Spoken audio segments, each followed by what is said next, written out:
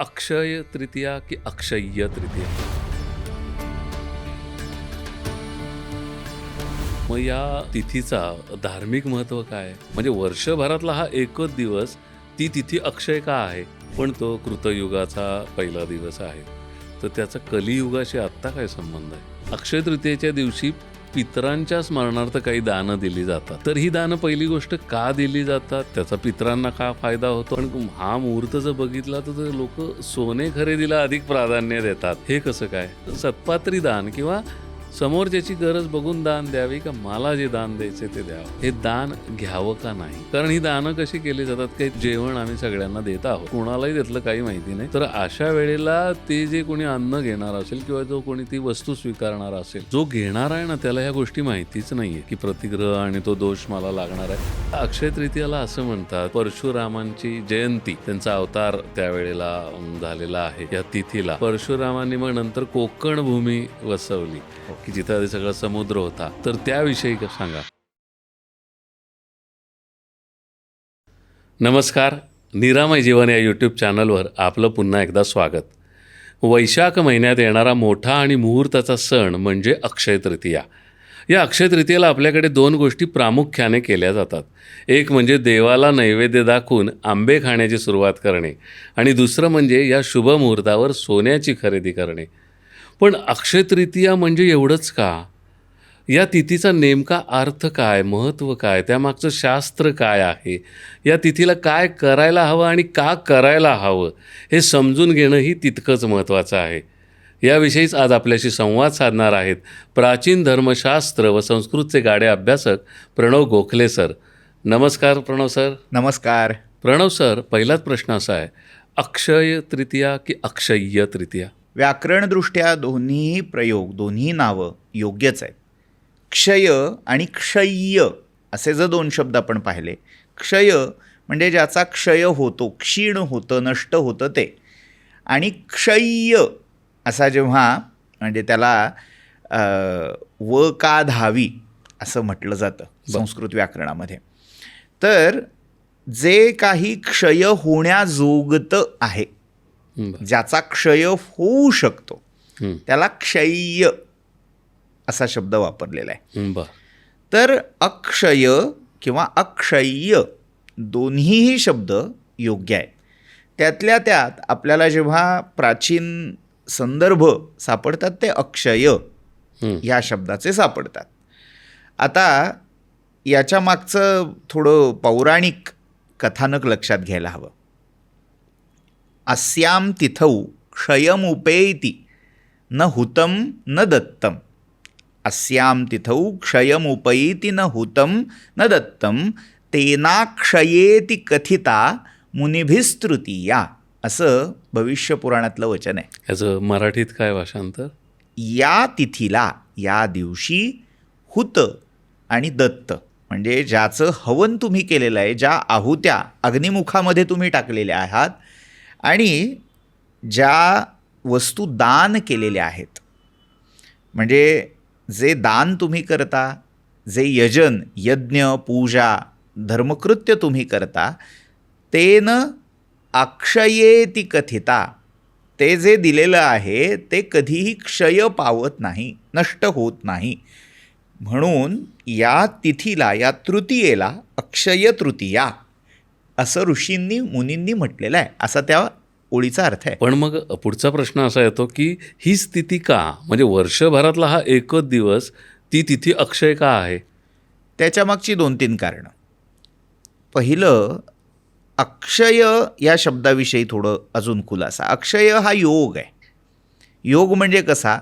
तर वर्षभरामध्ये या तृतीयेला तो अक्षय योग आहे, म्हणून आपल्याला तेवढं नाव प्रचलित आहे. पण म्हणजे ग्रह नक्षत्र तारे या दृष्टिकोनातून? नाही, या दृष्टिकोनातून नाही, तिथी मास या संदर्भातून. मग अजून एक उदाहरण देतो मी. कार्तिक शुद्ध नवमी, कार्तिक महिन्यातली जी शुद्ध नवमी आहे तिलाही अक्षय नवमी असं म्हटलं जातं, जी कुष्मांड नवमी म्हणूनही ओळखली जाते. म्हणजे अक्षय हा योग आहे, एक प्रकारचा योग, आणि तो ज्या तिथीला येतो त्याला ते विशेषण म्हणून लागतं. मग अक्षय तृतीया असेल, अक्षय नवमी असेल, जैन धर्मामध्येही अशा काही तिथी आहेत, त्यालाही अक्षय असं विशेषण वापरलं जातं. त्यामुळे अक्षय हाच केवळ एक दिवस अक्षय या नावाने ओळखला जातो असं नाही. अन्यही काही तिथी विशेष हे अक्षय या विशेषणाने ओळखले जातात. आता हीच म्हणजे ज्याला आपण वैशाख शुद्ध तृतीया म्हणतो तीच तिथी का, हे थोडं पाहू. आपण गुढीपाडव्याच्या वेळेला म्हटलं होतं की या दिवशी ब्रह्मदेवानी विश्वनिर्मिती सुरू केली. हो, ब्रह्मध्वज उभारतो आपण. तसं अक्षय तृतीयेच्या दिवशी कृतयुग किंवा जे युगगणनेतलं आद्ययुग मानलं जातं त्याला कृत किंवा सत्ययुग म्हणूनही ओळखतात. तर त्या युगाची सुरुवात आजच्या दिवशी झाली. बर. सत्ययुग हे कसलं लक्षण आहे? सत्ययुग हे सगळं समाज संतुलित आणि कुठेही कोणीही सहसा अधर्माचरण करत नाही, अत्यंत आदर्शवत समाज असा कृतयुगामध्ये होता. आणि अशा युगाची सुरुवात आजच्या दिवशी झाली म्हणून या दिवसाला युगादी म्हणून देखील महत्त्व आलेलं आहे. आपण मागे पाहिलं होतं की उगादी हा शब्द दक्षिणेमध्ये गुढीपाडव्याच्या दिवशी योजला जातो. असे 4 उगादी किंवा युगादी आहेत. त्यातला एक हा गुढीपाडवा असा मानला. तसा अक्षय्य तृतीया हा पण एक युगादी तिथी म्हणून साजरा होणारा दिवस आहे. पण तुम्ही म्हणता की तो कृतयुगाचा पहिला दिवस आहे, तर त्याचा कलियुगाशी आत्ता काय संबंध आहे? कलियुगाशी संबंध प्रत्यक्ष जरी नसला तरी युगगणना आपण सुरू करतोय. बर. म्हणजे कालचक्र जेव्हा मोजायला सुरुवात होते, कालचक्राची गणना जेव्हा सुरू होते तेव्हा त्या गणनेमधला पहिला दिवस कोणता? तर तो हा अक्षय्य तृतीयेचा. म्हणून मग त्या कृतयुगापासून पुढे कालचक्र जात जात जात कलियुगापर्यंत आलंय. कलियुग हे या गणनेमधलं शेवटचं युग आहे. पुनश्च कृतयुगापासून सुरुवात होणार. जैन धर्मामध्ये त्याला 2 टर्म वापरलेले आहेत, उत्सर्पिणी आणि अवसर्पिणी. उत्सर्पिणी म्हणजे धर्म, व्यवस्था, सगळ्या प्रकारची जी सकारात्मकता आहे त्याचा ॲसेंडिंग पिरियड, म्हणजे जेव्हा चढत्या क्रमाने उत्कर्षाकडे ते जातं. आणि दुसरं जे आहे ज्याला शास्त्रीय परिभाषेमध्ये एंट्रोपी असंही म्हटलं जातं, म्हणजे उत्सर्पिणीच्या उलट अवसर्पिणी, अधोगतीकडे जाणं. तर पहिली 2 युग ही उत्सर्पिणी आहेत, धर्माची चढती कमान आहे. आणि अवसर्पिणी म्हणजे धर्माची उतरती कमान आहे. कलियुग हे उतरत्या कमानीचं प्रतीक आहे, तो शेवटचा बिंदू आहे. आणि कृतयुग हा चढत्या कमानीचा आद्यबिंदू आहे. त्यामुळे या दोन्ही गोष्टी कृतयुग आणि सत्ययुग आणि कलियुग या दोन्ही एकमेकांशी संबंधित आहेत, संलग्न आहेत. त्यामुळेही या कालचक्राचा आरंभ दिन म्हणूनही या अक्षय तृतीयेला मानलं जातं. मग या तिथीचा धार्मिक महत्त्व काय आहे? या तिथीच्या दिवशी म्हणजे या तिथीचंच महत्त्व असं मानलं जातं, या दिवशी दान करावं, यज्ञ करावेत. जे जे तुम्ही सत्कर्म कराल ते अक्षय होईल. आणि याच्याच उलटं विधान काय आहे की जे जे तुम्ही वाईट कर्म कराल ते पण अक्षय होणार आहे. म्हणजे या दिवशी जे काही तुम्ही कर्म करता आहात ते सावधपणे, सजगपणे आणि सगळ्यात महत्त्वाचं धर्माची चाड, सत्याची चाड ठेवून केलं गेलं पाहिजे. कारण आजच्या दिवशी जे तुम्ही करणार आहात ते शाश्वत होऊन जाणार आहे, वज्रलेप होऊन जाणार आहे, अशी श्रद्धा आहे. त्यामुळे आजच्या दिवशी अधिकाधिक पुण्यकर्म करा, सत्कर्म करा, अशी यामागची प्रेरणा आपल्याला दिसते. खरं तर ती रोज करायला हवी, पण निदान या दिवशी तरी करायला हवी. पण आता तुम्ही म्हटलात की दान करा, पण हा मुहूर्त जर बघितला तर लोक सोने खरेदीला अधिक प्राधान्य देतात. हे कसं काय? पुन्हा तिथे अक्षय ही जी संकल्पना आहे ना, की जे कराल ते अक्षय होईल. मग खरेदी केलीत कसली? सोन्याची, मग ते तुमच्याकडे अक्षय राहील. मुळात मना पाहता सत्य हे मृत्यूभूमी, जिता बोलती सर्वही जीवविमी, चिरंजीव हे सर्वही सांडिताती, अकस्मात सांडोन या सर्व जाती. मनाच्या श्लोकामधला संदर्भ आहे. माणूस या लोकी जेव्हा जन्माला येतो तेव्हा या लोकाचं नावच मर्त्यलोक, मृत्यूलोक आहे. खरं आहे. इथे काहीही शाश्वत नाही. पण असं असलं तरी माणसाला शाश्वताची ओढ फार आहे. शाश्वताची अशी जे आकर्षण असतं शाश्वताविषयी ते मनुष्याला कायम वाटत आलेलं आहे. आपलं जगणं, आपलं जीवन शाश्वत नाही तर नाही, किमान आपल्या गोष्टी तरी शाश्वत.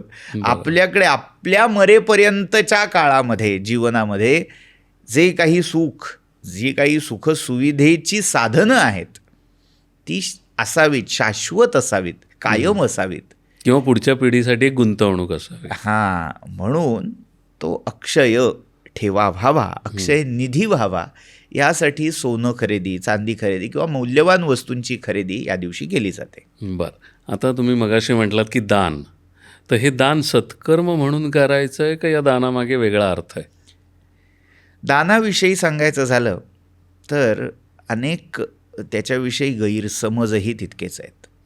म्हणजे दान म्हणजे काय, तर समाजातल्या विशिष्ट वर्गाला तुम्ही ते दिलं पाहिजे, बाकी कोणाला देऊन चालणार नाही, ही विधानं जेव्हा यायला लागतात तेव्हा लोकांचा समज असा होतो की अर्थात ह्या विशिष्ट वर्गाने आपली सोय करण्यासाठी, आपली घरभरणी करण्यासाठी अशी विधानं ह्या स्मृतींमध्ये, पुराणामध्ये, धर्मग्रंथामध्ये घुसडून दिलेली असतील.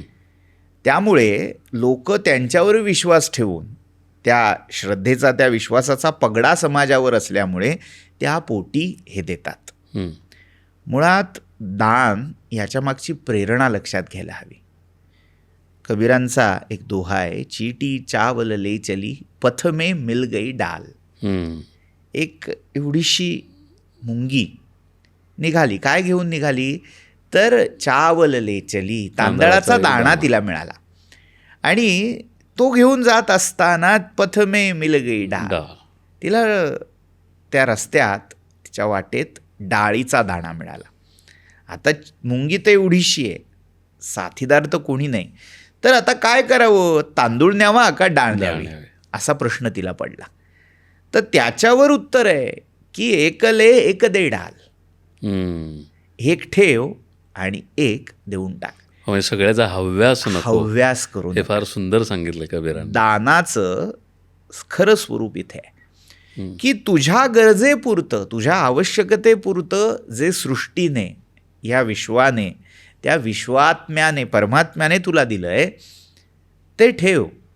पण जे अतिरिक्त आहे त्याचा संग्रह न करता सगळं माझ्याकडेच असलं पाहिजे, सगळं माझ्यापाशीच राहिलं पाहिजे, हा दुराग्रह न ठेवता जे जे तुला गरजू दिसतील, जे जे सामाजिक आर्थिकदृष्ट्या मागास दिसतील, त्यांना त्या वस्तूंचं, त्या धनाचं दान करून टाक. बरोबर. पण तुमचा हा विचार अत्यंत उदात्त आहे, पण ते कृतयुगाला शोभून दिसेल. कलियुगात बाबा माझ्याकडे सगळ्या गोष्टी, तर मला आणखी काही हव्या आहेत. मग अशा परिस्थितीमध्ये हे दान करायचं आहे, तर ते काय करायचं? मग ती देणगी आहे, ते दान आहे का कुठल्या स्वरूपात? कारण काहीतरी द्यायचं आहे, पण त्याच्यामध्ये रिटर्न्स पण काहीतरी अपेक्षित आहेत, त्याविषयी सांगा. आता दान ही अखंड चालणारी प्रक्रिया आहे. दान म्हणजे देत चला. तुम्हाला हवं आहे ना, म्हणजे उपनिषदात एक सुंदर वाक्य येतं, भिया देयम, रिया देयम, धिया देयम. म्हणजे काय, भिया, भिवून द्या. लोकांना असं वाटतं दान द्यायचं आहे ना, लाजेस्तव, लोकलज्जेस्तव, लोक काय म्हणतील ह्या भीतीने दिलं तरी चालेल, द्या. पण रिया, लाजेन, री म्हणजे लज्जा, लोकलज्जा, भिया, भीती, दडपण की द्यायला पाहिजे, टॅक्स बसेल माझ्या मिळकतीवर. तर त्यापेक्षा कसं आहे, ते ए फॉर्म मिळतात ना तसे, बरोबर, तर 16 18 काय ATC वगैरे असतं ते. तर तसे फायदे मिळवण्यासाठी जरी तुम्हाला असं वाटलं की दान द्यावं तरी हरकत नाही. पण म्हणजे एखाद्या संस्थेला देणगी दिली, दिलं पाहिजे. देण्याची वृत्ती फार महत्वाची आहे. तुम्ही द्यायला लागलात की विश्व तुम्हाला द्यायला लागेल. बरोबर. म्हणजे ह्याच्या मागची फिलॉसॉफी एवढीच आहे की तुमचा हात कायम असा असावा. तुम्ही द्यायला लागलात, आपल्याला भीती कसली असते की देता देता माझं संपलं तर. सगळ्यांना ही कुठे ना कुठेतरी कधी ना कधीतरी वाटते की दान का नको, द्यायचं का नाही, कारण मी दिलं तर माझ्याकडचं संपून जाईल, सरून जाईल. जेव्हा आपण द्यायला लागतो तेव्हा त्या विश्वाच्या व्यवस्थापकाला, त्या विश्वात्म्याला काळजी असते. तुम्ही देते झालात की तो तुम्हाला देत जातो. तुमचा हात जेव्हा देण्यासाठी उठतो तेव्हा तो कधी रेता राहत नाही.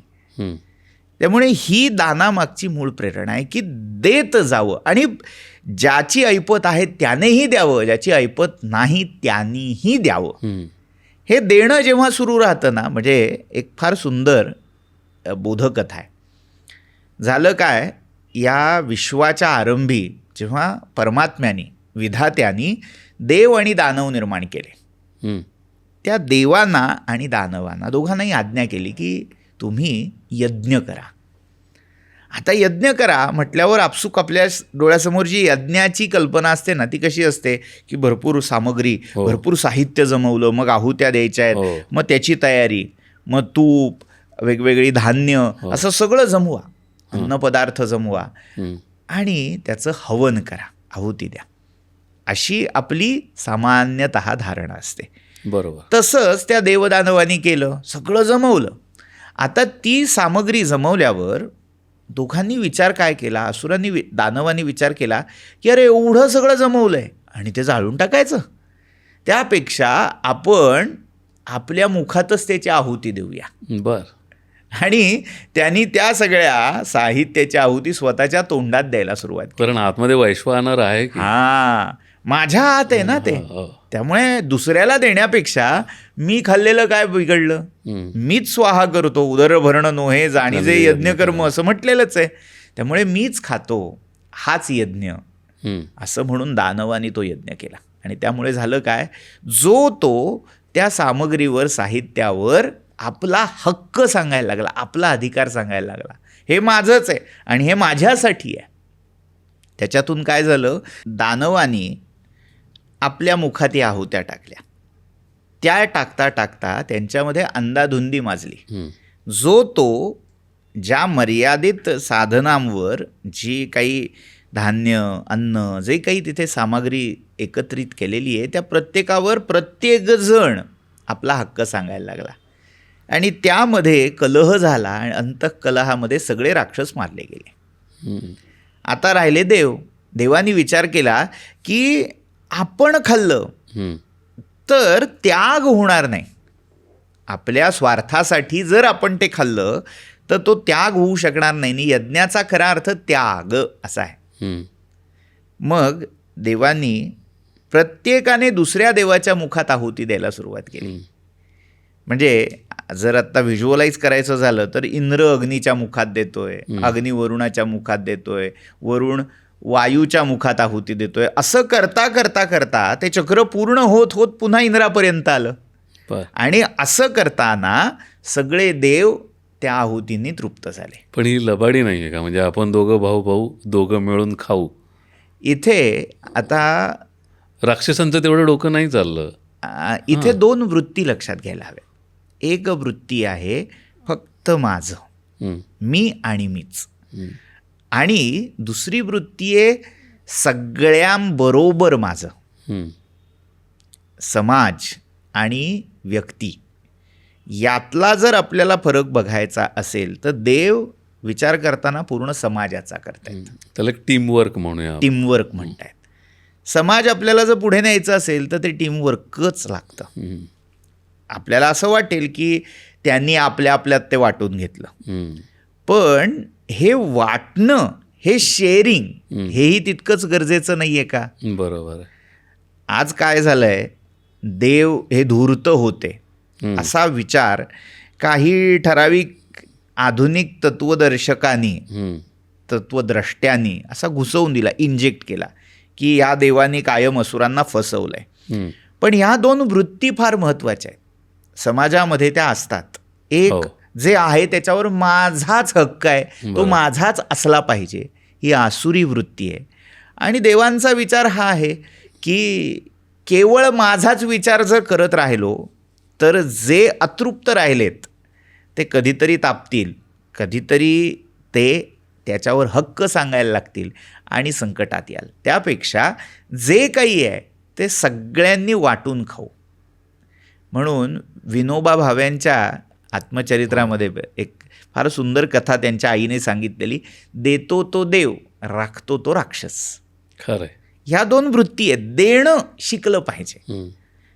सगळ्या आपल्या धर्मातल्या ज्या मूळ धारणा आहेत त्या सगळ्या धारणांचं मूळ देण्याशी आहे.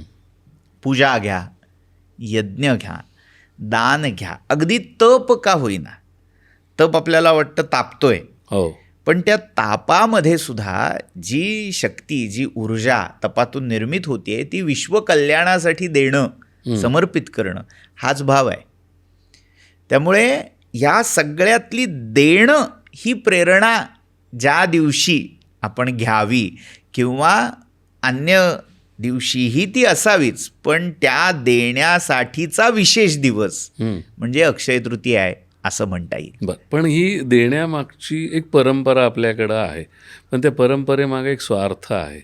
म्हणजे मला काहीतरी पुण्य कमवायचं आहे, मला काहीतरी हे करायचं आहे. शेवटी देणाऱ्याचा भावही तितका महत्त्वाचा आहे. अर्थात मग हे कुठल्या भावाने दान केलं पाहिजे? जर गीतेमध्ये, भगवद्गीतेमध्ये 17वा अध्याय आपण काढला तर त्या 17व्या अध्यायामध्ये हा श्रद्धात्रय विभाग योग भगवंतांनी स्पष्ट केला आहे. सात्विक, राजस आणि तामस. दानाचेही हे 3 प्रकार आहेत. एक कसं आहे, सात्विक दान आहे. सात्विक दान कसं, देशे काले च पात्रे च तद्दानम सात्विकम स्मृतम. देश, आपण जिथे देतोय तो देश म्हणजे प्रांत, तो योग्य आहे का, माहोल आजूबाजूचा ठीक आहे का, पात्र व्यक्ती आहे का. मी देतोय म्हणजे काय, एखादा सिग्नलवरचा माणूस काहीतरी मागत असतो आपल्याला, सिग्नल पडणार इतक्यात आपल्याला दया येते, काहीतरी 2-4 रुपये आपण हातावर टेकवतो. आपल्याला वाटतं की चला बघा आम्ही मदत केली, मी दान केलं आज. पण त्या 2-4 रुपयाचं तो जाऊन तंबाखू खातो, तो विडी पितो. म्हणजे तुम्ही ज्याला दिलं त्याचा विनिमय त्या दिलेल्याचा त्या व्यक्तीने कशासाठी केला याचा विचार तुम्ही करत नाही. पण इथे मग एक प्रश्न येतो, आता तुम्ही जे म्हणताय, मग इथे सत्पात्री दान, असा एक विषय येतो. आणि आजच्या काळात सत्पात्री दान घडणं हे अशक्य नाही का वाटत? असं आपल्याला का वाटतं? म्हणजे आपण पाहण्यात, शोधण्यात कमी पडतो म्हणून असं वाटणं स्वाभाविक आहे. म्हणजे काय, आपण डोळसपणे बाहेर जाऊन पाहत नाही, आणि आपण ज्या गोष्टी ऐकतोय आत्ता सोशल मीडिया किंवा या अन्य साधनामुळे असं झालं आहे, निगेटिव्हिटी इतकी पसरवलेली आहे की अर्थात प्रिकॉशनरी मेजर्सही घ्यायलाच हवीत. म्हणजे जे काही स्कॅम्स वेगवेगळे चालतात, मग कशाच्या तरी नावाखाली काहीतरी डोनेशन मागितली जातात, त्याचा सगळा पैसा भलतीकडेच जातो. हे प्रकार आहेतच. त्यामुळे देताना पात्र व्यक्तीचा विचार करायला हवाच याही बाबतीत. पण हे करत असताना आपण जर डोळसपणे पाहिलं तर समाजामध्ये अनेक अशा व्यक्ती असतात, अनेक अशा संस्थाही आहेत की ज्या खरंच लोकोपकारासाठी, लोकांच्या कल्याणासाठी झटत आहेत. त्यांच्याकडे क्रंच असतो सर्वार्थाने की आता काय. तर अशा संस्था आपण स्वतः त्यांना भेट देऊन तिथे काय काम चालतं, तिथे खरंच आपण जे देणार आहोत त्याचा योग्य तो विनियोग होणार आहे का, हे सगळं आपण पाहावं आणि मग द्यावं. आता हे लोकांना काय वाटतं की एकदा देऊन टाकलं की माझी जबाबदारी संपली. पण असं करू नये. देणं हे प्रत्येक माणसाचं कर्तव्य आहे. मग मी श्रीमंत आहे का गरीब आहे, मी कुठल्या सामाजिक स्तरातला आहे, हे काहीही मॅटर करत नाही. तुम्ही दिलं पाहिजे आणि ते देणं हे कर्तव्य मानलं. आज आपण आजच्या आर्थिक सगळी जी स्थिती आहे त्यामध्ये ज्या मोठ्या कंपन्या आहेत तर तिथेही कुठेतरी CSR किंवा असे फंड द्यावे लागतात. का तर ही एक बेसिक चौकट आहे समाजाची की कोणीतरी दिलं तर ज्याच्याकडे नाहीये ते सक्षम होऊ शकते. बरोबर. त्यामुळे देण्याची सवय ही लागलीच पाहिजे. आणि बरोबर. आपले हे जे सण आहेत ना, हम्म. उत्सव आहेत, त्याच्यामध्ये माणसाला दाता कसं आहे, आपल्याकडे वेगवेगळ्या प्रकारची लोक भेटत राहतात, वेगवेगळ्या जागी भेटतात. म्हणजे मग कसं आहे की कोणी बोलणारा असतो, कोणी देणारा असतो, कोणी कवी असतो. वक्ता दशसहस्रेषु दाता भवति वा न वा, शतेषु जायते शूरः सहस्रेषु च पंडितः. वक्ता दशसहस्रेषु दाता भवति वा न वा, म्हणजे वा न वा याच्यावरून मराठीत एक शब्द आहे वानवा, वानवा आली. करेक्ट आहे. अर्थ काय, तर शतेषु जायते शूरः, 100 एखादा खरा शूरवीर जन्माला येतो. सहस्रेषु च पंडिता, 1000 एखादा विद्वान, खरा विद्वान जन्माला येतो. त्यातही 1000 विद्वानांमध्येही एखादाच असा असतो 10,000तला की जो उत्तम प्रकारे विचार मांडू शकतो, अभिव्यक्ती त्याची ज्याच्याकडून होईल असा वक्ता 10,000 एखादाच असतो. आणि दाता, तो वक्ता दशसहस्रेषु दाता भवति वा न वा, पण दाता 10,000 काय 1,00,000 जरी लोक काढलेत तरी एखादा मिळतो न मिळतो, एखादाच दानशूर करणं असतं. तर तसं ही जी देण्याची वृत्ती आहे, ती देण्याची वृत्ती कोणकोणत्या पद्धतीने समाजामध्ये रुजू शकते याचा विचार पूर्वसुरींनी करून ठेवला. बरोबर. त्यामुळे जे आहे ना, भिया ह्रिया धिया देयम, की देतं व्हावं, दाता व्हावं. पण ह्या सगळ्या गोष्टी ठीक आहेत. आता जेव्हा दानाची वेळ येते तर दान समोरच्या व्यक्तीला जी गरज आहे ते दान द्यायचं आहे का मला जे हवं आहे ते दान द्यायचं आहे. म्हणजे मी पुन्हा रेफरन्स तो घेईल की तुम्ही मगाशी म्हटला की मी त्या सिग्नलवरच्या माणसाला काही पैसे दिले आणि त्याने त्याची बिडी तंबाखू खाल्ली. त्याची गरज आहे आज. आपल्याला भले ते वाटते की तो एक व्यसनी माणूस आहे, पण त्याला ती जी सवय लागलेली आहे त्याला त्याच्याशिवाय तो राहू शकत नाही आहे. मग तिथे त्या माणसाने मी दिलेल्या पैशातून एखादी विडी घेतली तर त्या कुपात्री दान होईल का. आणि दुसरं म्हणजे की हे दान जे आहे ते मी माझ्या म्हणण्याप्रमाणे का घेणाऱ्याच्या म्हणण्याप्रमाणे द्यायला पाहिजे. त्यातला महत्त्वाचा घटक हा लक्षात घ्यायचा आहे की जे तुम्ही देता आहात त्यातून त्याचं काही कल्याण होणार आहे का. देताना मला काय द्यायचं आहे ह्याच्यापेक्षा समोरच्याची पात्र जेव्हा तुम्ही ठरवताना तर त्याला गरज कसली आहे आणि तो त्या सगळ्या देण्याला खरंच लायक आहे का, ते दिलेलं ते धारण करण्याची क्षमता त्यात आहे का, आणि त्याचा योग्य विनिमय त्याच्याकडून होणार आहे का, हा सगळा विचार. एखाद्या भिकाऱ्याला आपण भिकारी म्हणूयात की ते रस्त्यावरती असतात, तो व्यवसाय आहे, तो भाग वेगळा आहे. तुम्ही त्याला नवीन कपडे घेऊन दिलेत तर ती चूक आहे, कारण तो नवीन कपडे घालून तो व्यवसाय नाही करू शकत आहे. आता भीक हा व्यवसाय आहे ही धारणा चुकीची आहे. पण आहे आज काय आहे, आज समाजामध्येही अनेक संस्थांनी अगदी सरकारी पातळीवरही हा प्रयत्न सुरू आहे की भिक्षेकरी विमुक्त. भिकारी हा शब्द आपण फार नकारात्मक पद्धतीने वापरतो. मुळात भिक्षेकरी हा शब्द आहे, त्या भिक्षेकरीचा भिक्षेची झाली भीक आणि भिकेचा झाला भिकारी. मुळात आपल्याकडे भिक्षा ही पद्धत होती. भिक्षा आणि भीक या दोन शब्दामधला फरक आपण लक्षात घ्यायला हवा. भिक्षा समाजामध्ये ज्याच्याकडे आत्ता ते आर्थिक सक्षमपण नाही आहे त्याला एक धर्ममान्य जी वाट दिलेली आहे, जो मार्ग आहे तो भिक्षेचा मार्ग आहे, तो धर्ममान्य आहे. भिक्षेमध्ये पैसे मागितले जात नाहीत, अन्न मागितलं जातं. आणि भीक जेव्हा आपण शब्द वापरतो ना, भावच बदलून जातो. खरं आहे. म्हणजे आपण समर्थ रामदास स्वामींचं वाङ्मय पाहिलं तर भिक्षा ही दीक्षा म्हणून स्वीकारलेली आहे की त्याच्यामध्ये कुठेही कमीपणा नाही आहे. बरोबर आहे. पण भीक जेव्हा आपण म्हणतोय तेव्हा त्याच्यामध्ये एक लाचारी आलेली आहे की हात पसरतोय छोट्या छोट्या गरजांसाठी. ज्याच्याकडे ती धमक नाही आहे तो जेव्हा हात पसरतोय तेव्हा भीक मागू नको रे आपण म्हणतो ना. तर या सगळ्यामध्ये महत्त्वाचं काय आहे की ही भीक मागण्याची प्रवृत्ती समाजात पसरता कामा नये. ह्या बेतान दान दिलं गेलं पाहिजे. बरं. हे तुम्हाला वदतो व्याघात म्हणजे बरोबर कॉन्ट्राडिक्शन होतंय असं वाटेल की दान का दिलं पाहिजे, तर ज्याची ती क्षमता नाही तो टिकावा, त्याला बरोबर. सस्टेन होता यावं यासाठी तुम्ही दिलं पाहिजे.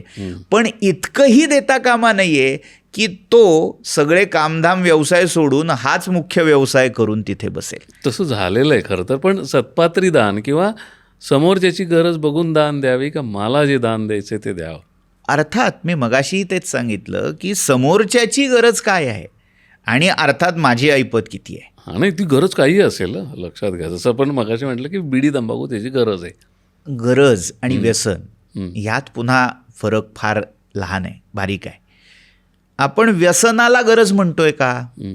व्यसन, मला तल्लफ आली, मला विशिष्ट पेय प्यायची तल्लफ आहे, मला धूम्रपान करण्याची तल्लफ आहे, तर त्या तल्फेला जर मी उद्या माझी गरज आहे, मी याच्याशिवाय जगू शकत नाही असं जर म्हणत असेल, तर तो त्या व्यक्तीच्या, जो म्हणणारा आहे त्याच्या मनाचा, बुद्धीचा कमकुवतपणा आहे. ती गरज नाही आहे. अन्न, वस्त्र आणि निवारा या 3 प्राथमिक गरजा आहेत. पण जेव्हा आपण म्हणतो अन्नदान आपण केलं जातं, अन्नदान कशासाठी करावं जे मी वाचलंय, ऐकलंय, हां, तर ते अन्न त्या भुकेल्याला दिल्यावरती त्याचा जो आत्मा शांत होतो, तो आत्मा आपल्याला आशीर्वाद देतो किंवा ते पुण्य आपल्याला मिळतं. हाच एक जर आपण फॉर्म्युला वापरायचा ठरवला तर तुम्ही म्हणताय तो व्यसनी आहे, पण ती जी त्याची तल्लफ भागल्याने त्याचा आत्मा सुखावणारच आहे. आत्मा सुखावणारे, आत्मा सुखावणारे हे आपण कसं ठरवणार? कारण अन्नदान हे बेसिकली त्याच्यासाठी केलं जातं ना, की तो आत्मा तृप्त होतो. हां, आणि तो आशीर्वाद देतो. मग इथे फक्त वस्तू बदलली आहे. आता अन्न हे तुमच्या जगण्यासाठी आवश्यक आहे, सामान्य असं मी पुन्हा वापरतोय, जनरल. एखाद्या व्यसनी माणसाच्या तल्फेसाठी जेव्हा तुम्ही देताय, ती तल्लफ आली त्याला की बाबा मला अमुक धूम्रपान केल्यामुळे मी जगणार आहे, मुळात आधी या व्यसनाने मी जगणार आहे, हे समीकरणच चुकीचं नाही आहे का? तो धूर माझ्या नाका तोंडात गेल्यामुळे, फुफ्फुसात गेल्यामुळे आत्ता मी जगेन असं वाटलं, थोडे दिवसांनी ते कॅन्सरकडेच जाणार आहे. ते त्याचं त्याच्याकडे, मी दान देणारा माणूस. मुळात आधी त्याचं शाश्वत कल्याण कशात आहे ह्याचा विचार केला पाहिजे ना. हा विवेक आहे. म्हणजे लोक जेव्हा दानामध्ये शॉर्टकट काढायला जातात ना, तेव्हा अशी गल्लत व्हायला लागते. होतंय काय की त्याची तल्लफ भागवण्यासाठी दान नाही आहे, त्याचं कल्याण काय आहे ते देताना त्याच्या कल्याणाचाही विचार झाला पाहिजे. उद्या एखादा दारुडा माणूस म्हणाला की मी जर ती प्यायली नाही माझ्या ठराविक वेळी तर मी मरून जाईन आणि मला पैसे द्या, असं जर तो म्हणायला आला आणि तुम्ही विचार केलात की अरे बापरे त्याला ते पेय नाही मिळालं तर तो मरेल म्हणून तुम्ही त्याला पैसे दिलेत, तर तो आज नाही उद्या मरणारच आहे ते पिऊन. मुद्दा हा आहे की तुम्ही देताना त्याच्या शाश्वत कल्याणाचं, आता प्रत्येकाची कल्याणाची संकल्पना वेगवेगळी असते, खरं. त्यामुळे ह्या सगळ्यामध्ये तस्मात् शास्त्रम प्रमाणम ते कार्याकार्य व्यवस्थित, मला वाटलं म्हणून हा मुद्दाच तिथे अप्रस्तुत आहे. शास्त्र काय सांगतं? आता लोकांना आज शास्त्र असतं ते ह्या टॅगलाईन खाली शास्त्रांची जर थट्टा उडवायची असेल तर त्याला आपण काही करू शकत नाही. मुळात धर्मशास्त्राचं सूक्ष्म ज्ञान जर आपल्याला नसेल तर ज्याला आहे त्याला विचारावं. शास्त्राची अनेक पुस्तकं, अनेक ग्रंथ आज उपलब्ध आहेत, त्यांचे अनुवाद उपलब्ध आहेत, ते वाचून आपल्या विवेकाने ठरवावं. पण हे आत्ता तो मागतोय आणि मला वाटलं म्हणून मी दान देणं आणि आजचा दिवस चांगला आहे म्हणून देणं, हे मूर्खपणाचं ठरेल. बरं, मग शास्त्र काय सांगतं की शास्त्रात कुठलं दान श्रेष्ठ आहे आणि कोणाला देणं अधिक उचित आहे? कोणाला देणं अधिक उचित आहे याचं उत्तर मी आधी देतो की जो गरजू आहे, आणि मग तो कुठल्याही वर्गातला असो. अगदी अगदी तुकाराम महाराजांचा खूप सुंदर अभंग आहे. ओळी अशा आहेत की भुके लिया अन्न द्यावे पात्र न विचारून. बाकी सगळ्या दानांना पात्रापात्र विचार आहे, पण भुकेलेला जो आहे ना तो कोण आहे, कुठल्या वर्णाचा आहे, काय आहे, काय सोडून द्यावं. तुका म्हणे लुटा असा. तर अन्नदानाला हा फार विचार करू नये. अन्न आणि पाणी ह्या 2 गोष्टी अशा आहेत की जो निडी आहे, जो गरजू आहे, त्याला ते अवश्य तो कोणत्या पार्श्वभूमीतून आलाय, तो कोण आहे याचा विचार. अगदी शत्रू जरी तुमच्याकडे अन्न पाण्याची याचना करत असेल जगण्यासाठी तर त्यालाही द्यावं. त्यामुळे हा पात्र अपात्र हा विचार इथे आपल्याला दिसेल. आता काय द्यावं हा महत्त्वाचा प्रश्न आहे. आता अक्षय तृतीयेला काय द्यावं त्याच्याकडे मी आधी येत नाही. आधी नेमकं काय काय शास्त्रामध्ये सांगितलंय त्याचा थोडक्यात उहापोह. आपल्याकडे अन्न, वस्त्र आणि निवारा ह्या 3 गोष्टी प्राथमिक गरजा म्हणून सांगितलेल्या आहेत. आता त्यात इंटरनेट पण आहे. हा विनोदाचा भाग झाला. म्हणजे आता काय आहे की जाता जाता मला थोडं वायफाय देतोस का, ह्याने काही दान आपल्या हौस मौज मनोरंजन यासाठी आपण जे घेतोय ते प्राथमिक, आज जरी किती सामाजिक आजच्या परिप्रेक्ष्यातून ते वाटत असलं तरी आपण सार्वकालिक त्रिकालातीत असं जेव्हा आपण म्हणतोय मूलभूत गरजा, मूलभूत ह्या 3च आहेत. त्यामुळे यातला अन्न आणि वस्त्र हे आपल्याकडे मुख्य देय पदार्थ सांगितलेले आहेत. आज काय झालंय, सगळ्या गोष्टी मूल्यव्यवस्था पैसा धन ह्याच्यावर केंद्रित झालेली आहे. म्हणजे सर्वोच्च मूल्य आज धनाला असल्यामुळे पैसा देणं, पैसा फेको तमाशा देखो, तसं दान करायचं आहे म्हणजे पैसे द्या, चॅरिटी करायचे पैसे द्या, हे सगळं धनाशी येऊन थांबलं आहे. पण पूर्वीच्या काळी अन्न आणि वस्त्र, ज्याला गरजेचं आहे लज्जा रक्षणासाठी त्याला वस्त्र द्या. पण अन्नामध्ये शिजवलेलं अन्न का शिदा?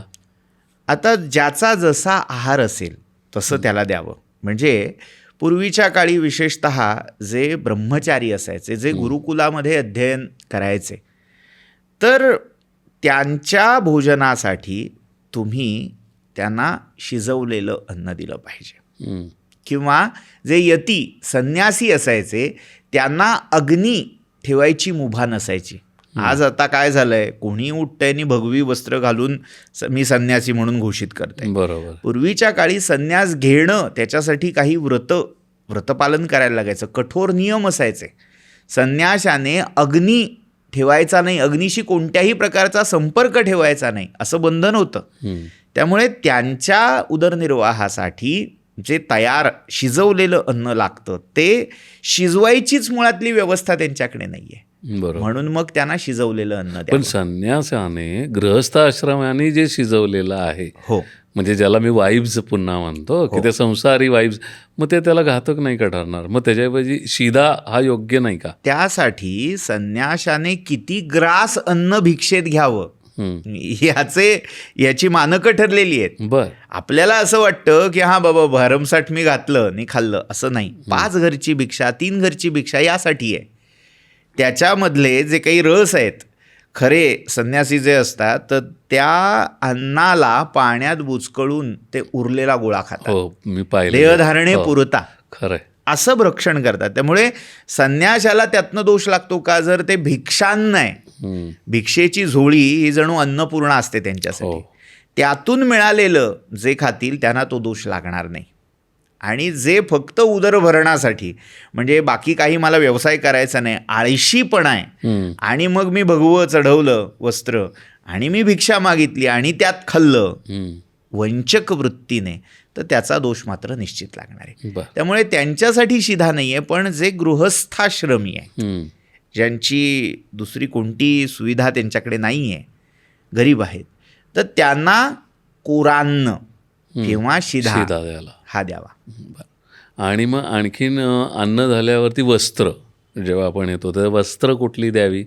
वस्त्र आता जी परिधान करण्याजोगती आहेत, मुद्दामून मग आपण वापरून टाकलेलं, फाटलेलं, विटलेलं असं वस्त्र देऊ. अन्नाच्या बाबतीत पण मला हे विचारायचं होतं की एरवी अक्षय तृतीयेचं नाही, पण एरवी बरेच लोक असे असतात की माझ्या घरात उरलेलं अन्न आहे म्हणून ते कोणाला तरी द्यावं, हे कितपत योग्य आहे? शिळं, हो, उष्ट, किंवा ज्याच्यामध्ये काही खूप भाजी आहे ती आता राहिलेली, मग ती देऊन टाकूयात, तर ह्याला दान म्हणत नाही, याला व्यवहार म्हणतात. की माझ्याकडे भरपूर झालं म्हणून मी मगाशी गीतेचा संदर्भ दिला, तर राजस आणि तामस ह्या प्रकारातली जी दानं आहेत, तर त्याच्यामध्ये हे राजसी दान आहे की माझ्याकडे जास्त झालंच होतं म्हणून मी देऊन टाकलं. उपनिषदांनी, विशेषतः तैत्तिरीय उपनिषदामध्ये संदर्भ आहे की अन्नम बहुकुर्वीत, बर. भरपूर अन्न शिजवावं. मुळात भरपूर अन्न शिजवावं याचा अर्थ घरच्यांसाठी भरपूर शिजवावं असा अर्थ नाही आहे. हम्म. दान करता येईल, लोकांना जे माझ्याकडे भिक्षेसाठी येत आहेत त्यांना तृप्त करता येईल एवढं अन्न शिजवावं आणि त्यातलं जे उरलेलं आहे त्यातून आपला उदरभरणाचा नित्यक्रम चालवावा, म्हणजे अन्नछत्र चालवावं ज्याला शक्य आहे त्याने. हम्म. आता पुन्हा मी आजच्या व्यवहारावर येतो. जेव्हा अन्न काय, वस्त्र काय, तर त्यामध्ये उपयुक्तता ही दोन्ही पक्षी असली पाहिजे. हम्म. मी ते अन्न न देता उरलं तर मी घरी खाता आलं पाहिजे मला, हम्म. तर ते देण्यात अर्थ आहे. मला खाता येणार नाही आहे, मला म्हणजे ते आता टाकाऊ झालं आहे, फेकून द्यायचं आहे आणि ते एखाद्या माणसाला जर आपण घातलं तर त्या दानाचं पुण्य राहिलं बाजूला, त्याचा दोषच पदरी पडतो. हम्म. त्यामुळे वस्त्र काय आणि अन्न काय दोन्हीची उपयुक्तता फार महत्त्वाची आहे. हम्म. वस्त्रही तसंच की मला घालता येत नाही आहे, मला आवडत नाही आहे, आता ते आणलं होतं बाजारातून पण आता ते रिटर्न करता येत नाही आहे म्हणून मी दान केलं, तर त्या दानाला अर्थ नाही. बरेच वेळा असं होतं की अनेक शाळांमध्ये, अनाथालयामध्ये मुलांना गरज असते. मग ते जेव्हा तुम्ही देताय त्यांना युनिफॉर्म्स हवेत, त्यांना शालेय साहित्य हवं आहे, त्यांची गरज काय आहे, तिथे जावं, खरंच त्याच्यासाठी योग्य विनिमय होतोय का त्या पद्धतीने ह्याची एकदा सुदबुद लेना म्हणतात तसं पाहावं आणि मग तिथे द्यावं. हम्म. आमच्या मुलाचे गेल्या वर्षीचे आता त्याला लहान होणारे कपडे जर मी दिले हम्म. तर ते चालणार नाही. सात्विक दान नाही आहे. बरोबर आहे. पण ह्याच्यामध्ये पण आणखीन दोन शंका आहे बरं का. देणारा हा देईल की अन्न आहे, स्वयंपाक शिजवला आहे, पण आमच्या घरातला स्वयंपाक हा गोड आहे आणि तुम्हाला तर तिखटाची सवय आहे, मग ती व्यक्ती नावं ठेवणारे हा एक भाग. दुसरी गोष्ट आपण एक स्त्रीचं उदाहरण घेऊया की एका स्त्रीने दुसऱ्या स्त्रीला एक साडी दान म्हणून दिली, पण त्या स्त्रीला देखील स्वतःचं चॉईस आहे. ती म्हणशी कसली साडी दिली, मग काय होतं या दानाचं? दोन्हीचं उत्तर हां एकच आहे की जो दान मागणारा आहे हां त्याने आवड निवड ठेवायची नाही आहे, त्याच्याकडे आत्ता चॉईस नाही आहे. होतं कसं, इंग्लिशमध्ये म्हणही प्रसिद्ध आहे, बेगर्स हॅज नो चॉईस. की तुम्ही भिक्षा मागताय. हो. तर म्हणजे मराठीतही एक सुंदर म्हण आहे की अन्नछत्रात जायचं, सदावर्तात जायचं आणि हिंग जिऱ्यासाठी अडून बसायचं. खरंय. आपण याचक आहोत. जे प्राप्त होणारे ते प्रसाद आहे, अन्न प्रसाद, किंवा जे मिळणारे तुम्ही याचना केल्यावर तो परमेश्वराचा प्रसाद मानून तो स्वीकारायचा आहे. नाही मग तुमच्याकडे ती साडी आहे का त्या रंगाची, मग ती द्या, ह्याला काही अर्थ असे याचं खरंच मिळणं अवघड आहे बरं का. कारण जो मागणार आहे तो म्हणणार आहे मला हा रंग पाहिजे. कारण काय की त्या व्यक्तीच्या डोक्यामध्ये तो रंग आहे, तो अफोर्ड करू शकत नाही. वी कॅन डिमांड, आणि तुम्ही दिली वेगळा रंग. मग जर ती तसं हवंय तर याचना करतानाच ते स्पष्ट करता येणार नाही का की मला याची इच्छा आहे, तुम्हाला जर शक्य असेल तर द्या. युनिफॉर्मच्या बाबतीत आपण तुम्ही पांढरे दिलेत आणि त्या शाळेत तेच पांढरे चालतच नसतील, बरोबर, तर काही उपयोग आहे का? तर ह्या सगळ्या गोष्टी त्या परिस्थितीवर अवलंबून असतात. विवेक हा फार महत्वाचा आहे. आता मी येतो अक्षय तृतीयेला काय दान द्यावं ह्या विषयी. अक्षय तृतीयेचं दान 3 प्रकारची दानं यात आहेत. एक, ज्याच्यामध्ये तुम्ही म्हणताय तसं अपेक्षा आहे की माझ्याकडे भरपूर असावं, म्हणजे पुण्य, किंवा त्या पुण्याचं जे प्रतिफल मला मिळणार आहे की भरपूर पुण्य आहे त्या बदल्यात, अशा प्रकारचं ज्याला सकाम असं दान म्हणता येईल.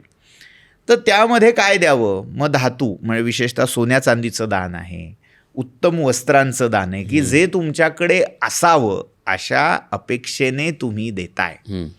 मग हे जे दान आहे हे कोणाला द्यावं त्याचे डूज आणि डोंट्स सांगितलेले आहेत. मग त्याच्यासाठी पात्र हा बघितलाच पाहिजे, आणि त्याच्यात वेद म्हणजे ज्याला वेदांचं ज्ञान आहे, ज्याला मंत्रांचं ज्ञान आहे, आणि दुसरं प्रतिग्रहातून उत्पन्न होणारं पाप जो आपल्या कर्माने धुवून टाकू शकत असेल. म्हणजे थोडं सोपं करून सांगा. प्रतिग्रह म्हणजे दानाचा स्वीकार. जेव्हा आपण दान स्वीकारतोय त्याच्यामध्ये नकळत दोष स्वीकारतोय. अच्छा, म्हणजे आपण हे संक्रांतीला बोललो होतो. हां. हा, तर तसं तो जो प्रतिग्रह मी करतोय तो प्रतिग्रह भले मी केला तर त्यातनं लागणारं पातक मी माझ्या सत्कर्माने धुवू शकेन का? माझ्या धर्मकृत्यातून ते दूर करण्याची क्षमता माझ्यात आहे का? अशा क्षमतेची व्यक्ती तिथे लागते. बरोबर. त्यामुळे तुम्ही जेव्हा सकाम दान करताय हो. ते सकाम दान करताना कुणाला करायचंय हे धर्मशास्त्राने निर्धारित करून ठेवलं.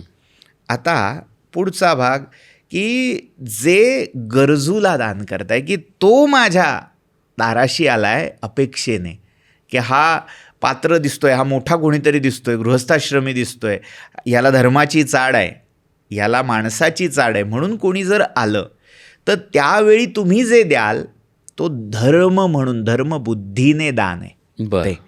तिथे त्या बदल्यात मला काय मिळेल हा विचारच गौण होऊन जातोय. खरं आहे. तिथे माझं कर्तव्य आहे. परमेश्वराने मला ती कुवत दिली आहे, क्षमता दिली आहे देण्याची.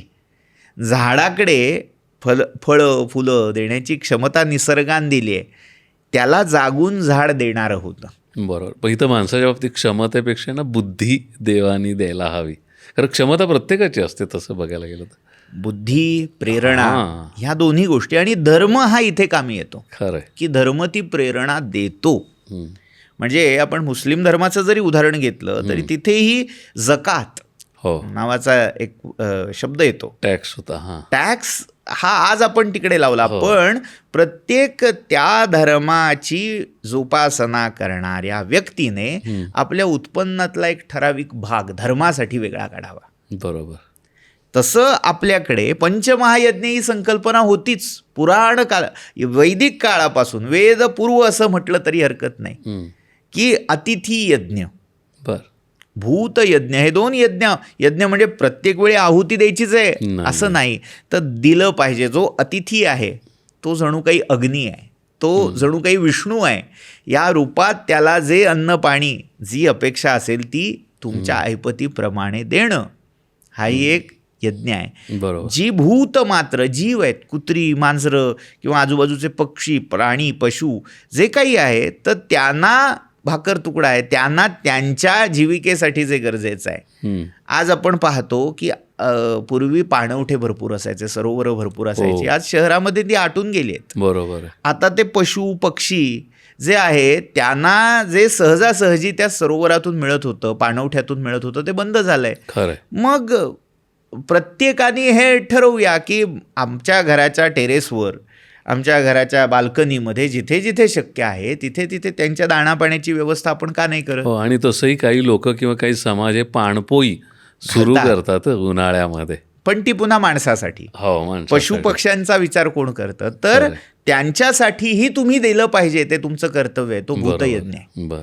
तर हा एक भाग आहे. आता तिसरा जो भाग आहे तो नैमित्तिक दान असा आहे. नैमित्तिक दान म्हणजे कसं, एक आपण सकाम झालं, एक निष्काम किंवा धर्मभावनेने मी माझं कर्तव्य आहे म्हणून त्याच्या अगेन्स्ट मला काही मिळावं अशी कोणती भावना न ठेवता करणं. आणि तिसरा जो आहे तो नैमित्तिक दानाचा.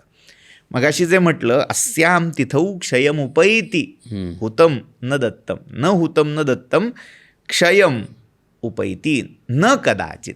कधीही या तिथीवर, या तिथीच्या निमित्ताने जे दान केलं जातं, जे पुण्यकर्म केलं जातं, ते क्षय होत नाही या भावनेने. म्हणजे याच्यामध्ये दोन्ही गोष्टींचा संगम आहे, की अक्षय तृतीया म्हणजे मला दान दिलं पाहिजे, ही कर्तव्य धर्मभावना, आणि दुसरं मी जे हे करतोय त्या बदल्यात मला पुण्य कुठेतरी लाभणार आहे, यावरही हा नैमित्तिक दानाचा विचार बेतलेला आहे.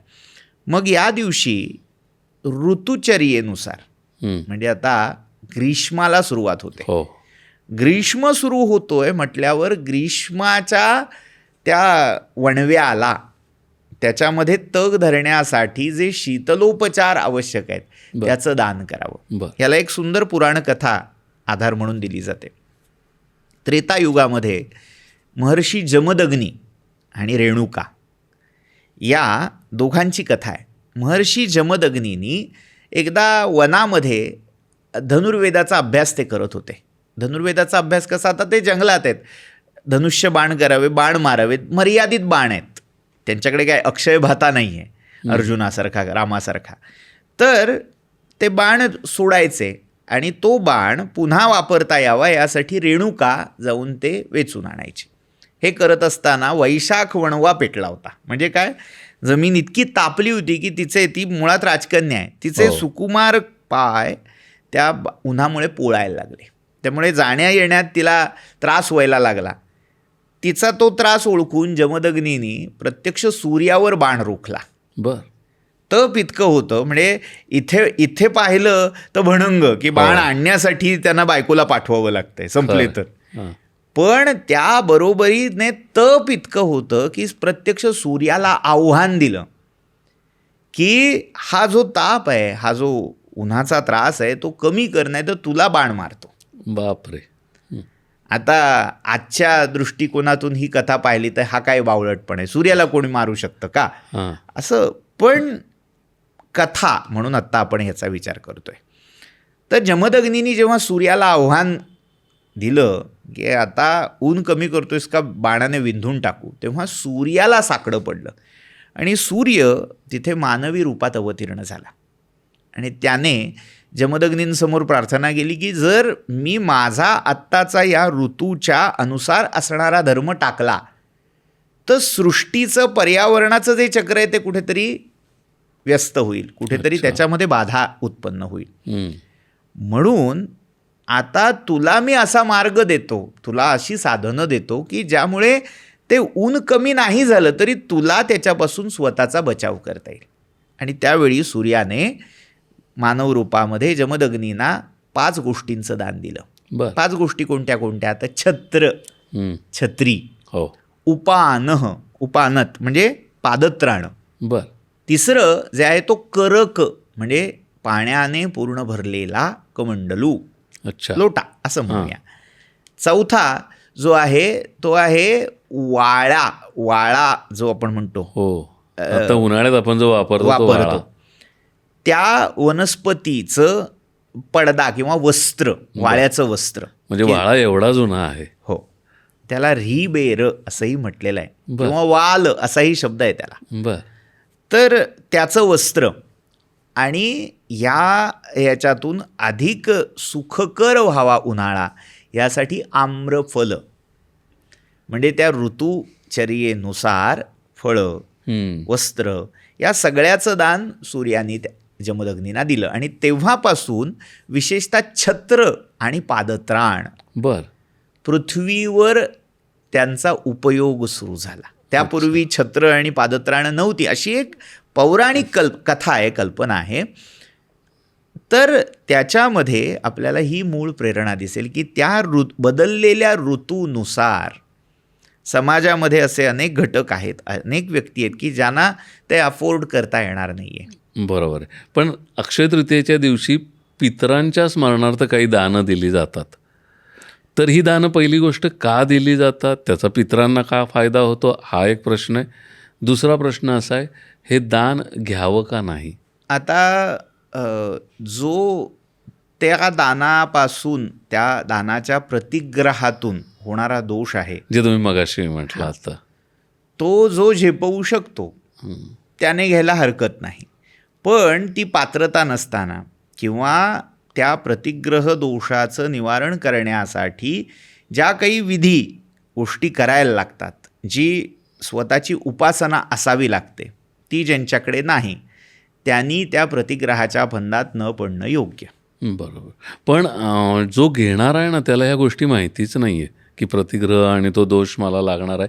कारण ही दानं कशी केली जातात, काहीतरी एक आज जेवण आम्ही सगळ्यांना देत आहोत, आम्ही आज काहीतरी हे करत आहोत, कोणालाही त्यातलं काही माहिती नाही, फक्त यांच्या निमित्त आम्ही हे करत आहोत. तर अशा वेळेला ते जे कोणी अन्न घेणार असेल किंवा जो कोणी ती वस्तू स्वीकारणार असेल तर त्याला काही गोष्टी दोष काय लागतो तो?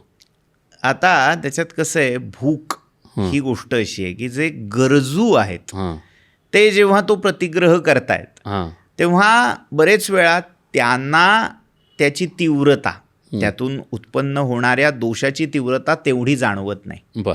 कारण त्यांच्या पुढचं पहिलं आव्हान पोटाची खळगी भरणं हेच आहे. बरोबर.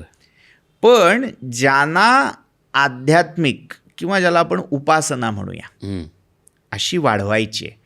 कुठेतरी स्वतःतली ती आध्यात्मिकता जपायचे, वाढवायचे, त्यांना मात्र ह्या गोष्टीचा अनेक वेळा विचार करावा लागतो.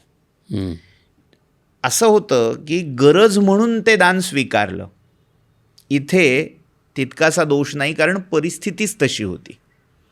पण सगळं बाकी ठीकठाक असताना केवळ त्याला काहीतरी त्याच्या मागची भावना आहे, त्याला त्याच्या मागचं पुण्य मिळवायचं आहे, सकाम काहीतरी आहे, आणि हे माहीत असताना जेव्हा मी ते दान स्वीकारतोय हम्म. आणि त्या प्रतिग्रहाचा दोष दूर होण्यासाठी जे विधी करायला हवेत, विशेषतः गायत्रीचा जप सांगितलेला आहे. बर. 1000 गायत्री प्रतिदिनी झाली पाहिजे. जे असा प्रतिग्रह करतायत त्यांनी रोजचं संध्यावंदन नसलं पाहिजे.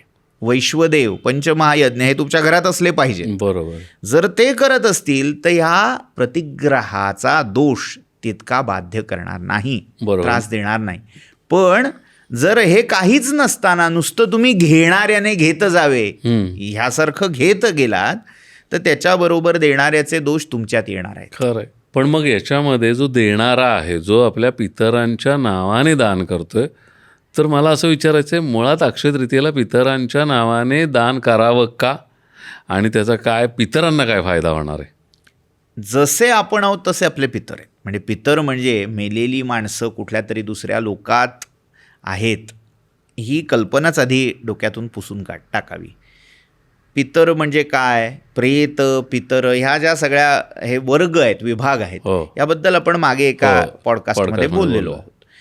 तर पितर ज्या एक विश्वाचं संतत रूप टिकून राहावं यासाठी कार्य करणाऱ्या शक्ती आहेत, त्या शक्तींना आपण पितर असं म्हणतो.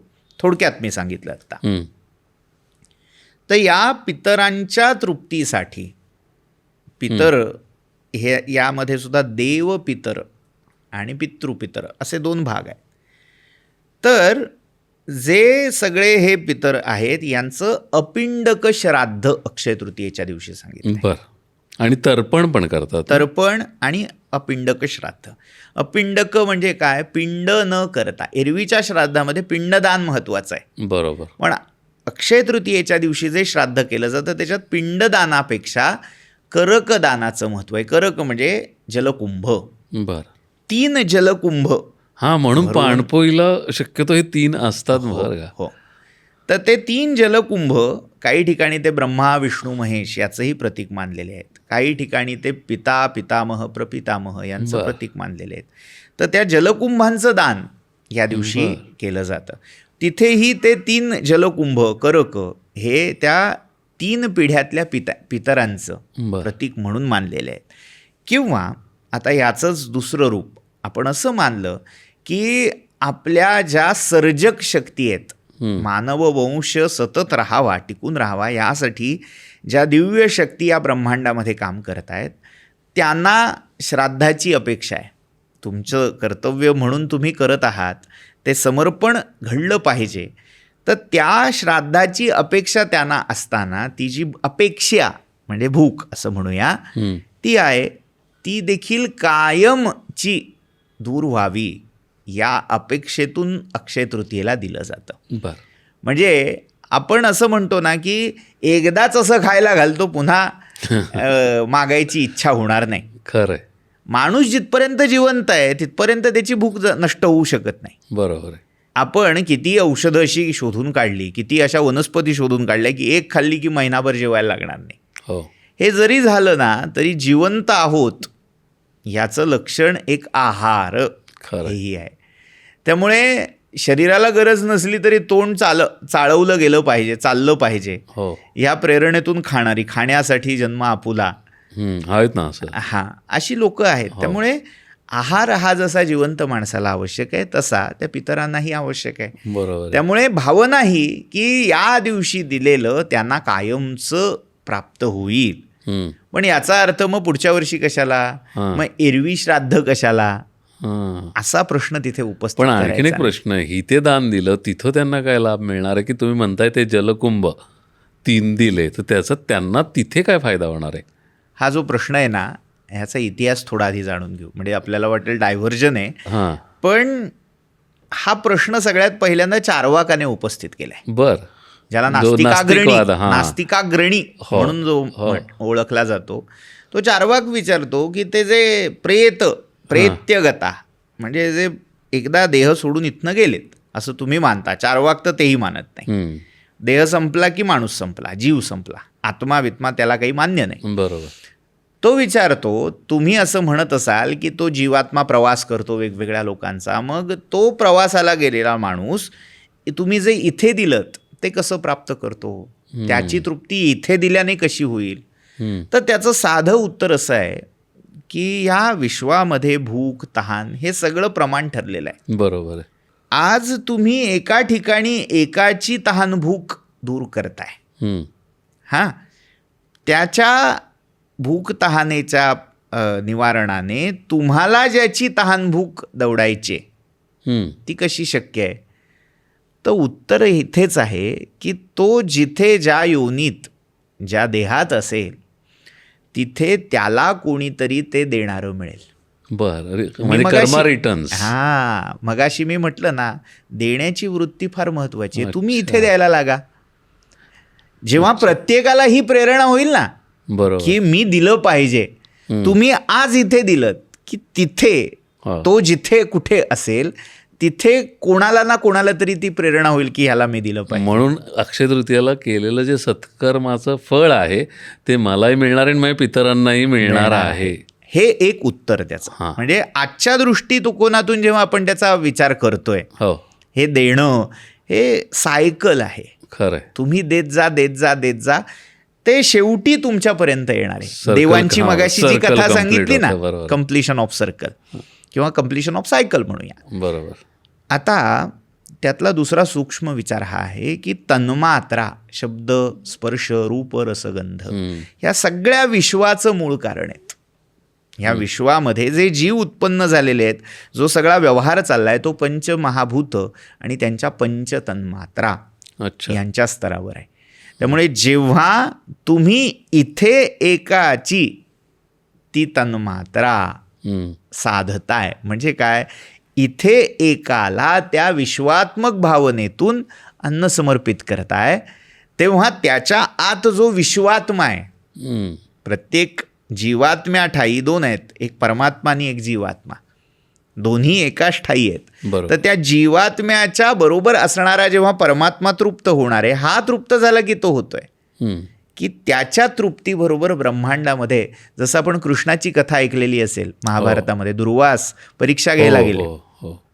आणि कृष्णाने काय केलं, द्रौपदीने धावा केला तर एक भाजीचं पान त्या पात्राला लागलेलं होतं, अक्षय पात्र होतं ना, हो, हो. आणि तर ते ते खाल्लं. अक्षय अक्षय पात्र तृतीयेलाच मिळालं अशी एक अशी कथा आहे. आपण ते अक्षय हे संकल्पना लक्षात घेतली की जिथे जिथे अक्षय शब्द लागला असेल तिथे तिथे लोककथा त्याचा संबंध अक्षय तृतीयेशी लावतात. खरं. एवढाच त्यातला संबंध. बर. आता मुद्दा काय की ते पान खाल्लं आणि भावना गेली की अहं वैश्वानरो भूत्वा प्राणिनाम देहमाश्रिता, हम्म. मी ह्या सगळ्या प्राणीमात्रांच्या अंतःकरणामध्ये, अंतरंगामध्ये, पोटामध्ये जठरानल वैश्वानर होऊन बसलेलो आहे. मी तृप्त झालो की त्या सगळ्या जीवांच्या आतला तो वैश्वानर तृप्त हो, असा संकल्प त्या विश्वात्म्याने, परमात्म्याने केला. आणि त्या सरशी ते दुर्वास आणि त्यांचे ते हजारो शिष्य, त्यांची क्षणार्धात क्षुधा तृप्ती झाली. हम्म. तसं जेव्हा तुम्ही याला जेवू घालताय आणि त्याच्यातला तो परमात्मा तृप्त होतोय, हम्म. त्या तृप्त झालेल्या परमात्म्याच्या कृपेने तुम्ही ज्याच्यासाठी ते अन्नदान केलेलं आहे त्यालाही ती तृप्ती अनुभवता येणार आहे.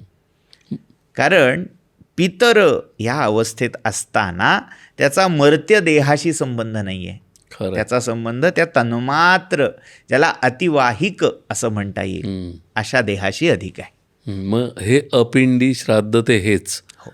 की पितरांच्या नावाने कोणाला तरी खायला घालणे, पक्ष्यांना पाणी देणे किंवा जलकुंभाचं आपण दान करणे, करणं.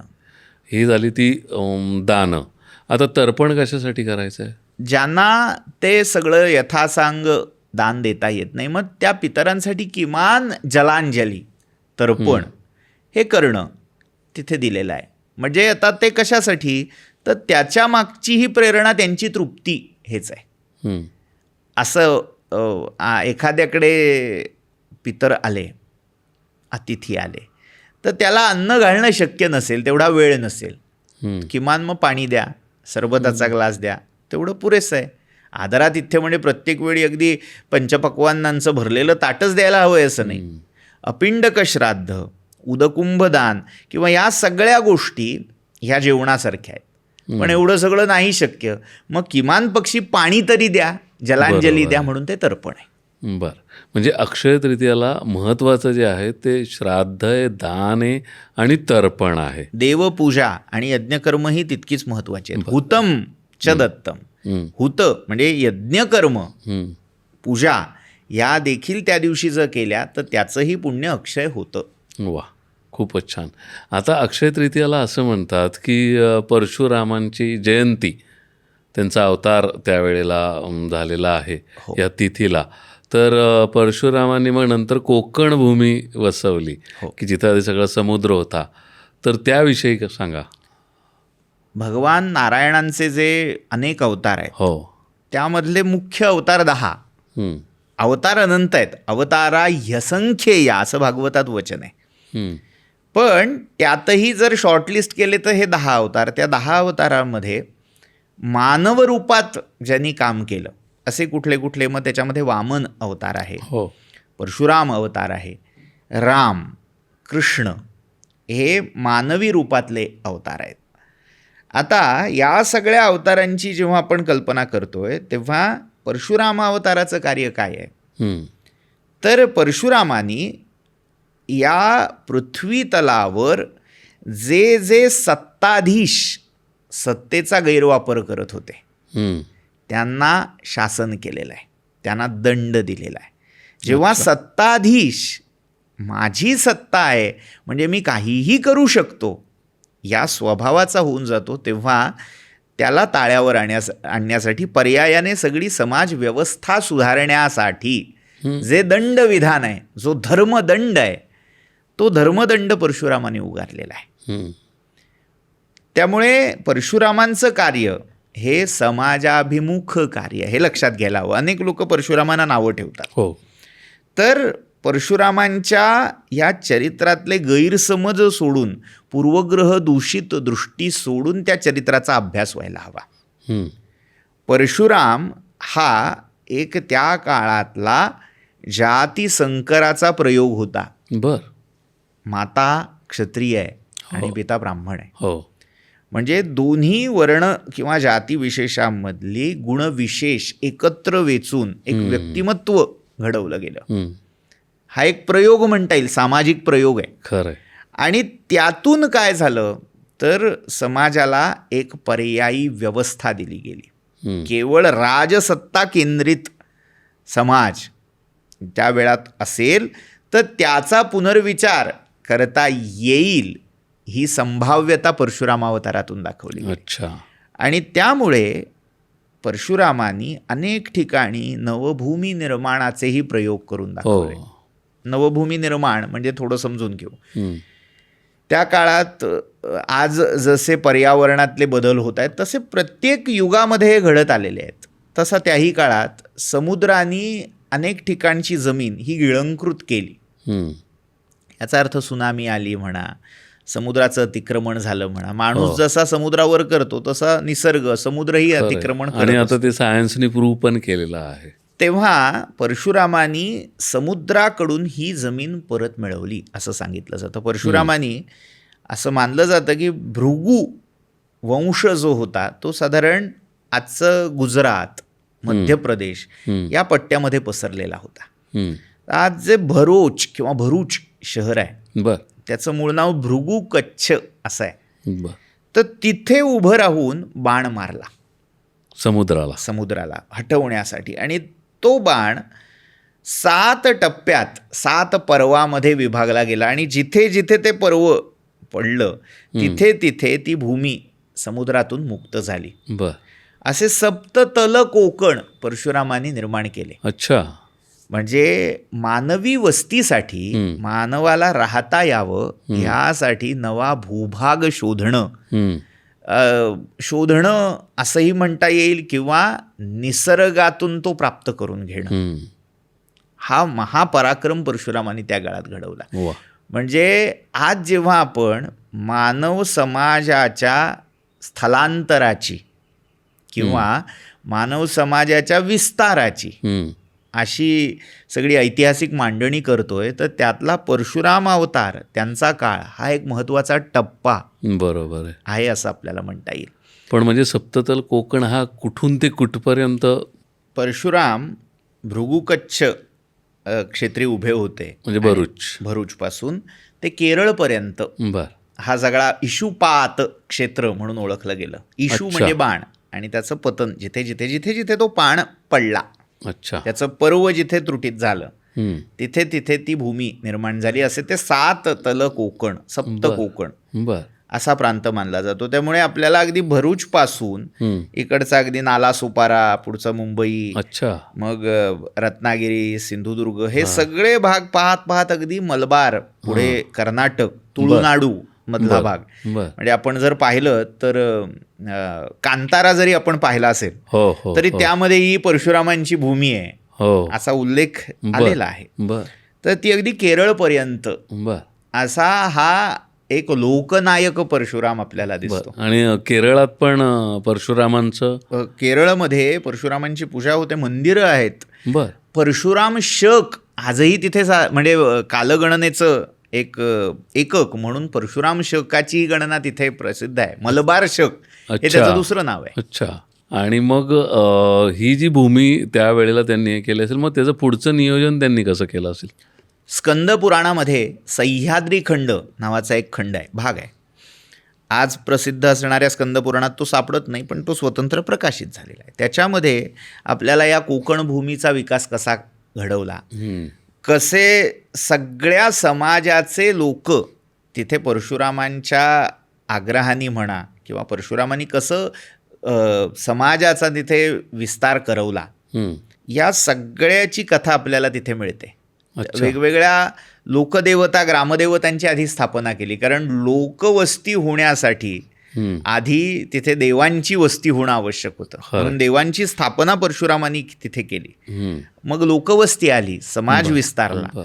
असं एक छान मोठं परशुराम चरित्र आपण का आज स्मरण करतोय त्याचं? अक्षय तृतीयेच्या निमित्ताने भगवान परशुरामांचा अवतार आहे.